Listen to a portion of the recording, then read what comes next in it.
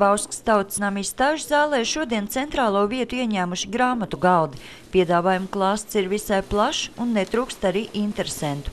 Bieži vien gan grāmata tiek nolikta atpakaļ, ieraugot cenu zīmi.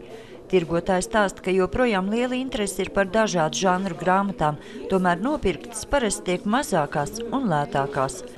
Tas ir atkarīgs arī no grāmatas pašas. Ja būs ļoti grāmata vajadzīga un uzrunās, varbūt saspiedīsimies, bet atļausimies. Bet praktiski es domāju, negribētos vairāk par kaut kādu 8-7 lati.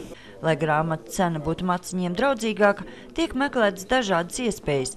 Tā apgāds Atēna jau šogad 4 grāmatu izdošanai piesaistīs Kultūra Kapitāla fonda līdzekļus, bet nākamajam gadam saņemts apstiprinājums Eiropas fondu atbalstītā projektā.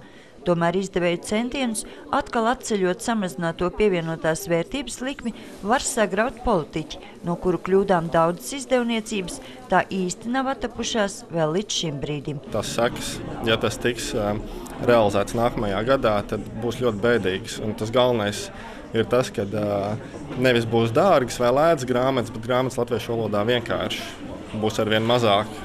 Grāmatas varētu tomēr uzskatīt par maizi, kas baro cilvēkā ne tikai gudrību, ne tikai inteliģenci, ne tikai varbūt kaut kādu asprātību. Bet patiesībā grāmatas ir tā maize, kas baro mūsu konkurētspēju, mūsu patstāvību, mūsu pilsonisko apziņu. Tā liecina starptautiski pētījumi, un tāpēc politiķiem ļoti vajadzētu rūpēties par to, ja viņi grib, lai cilvēki ir aktīvi, lai viņi arī mēģina paši nodrošināt savu dzīvi, tad tas komponents grāmata, kā iedvesmotājs, grāmata, kā padomdevējs, ir ļoti būtisks.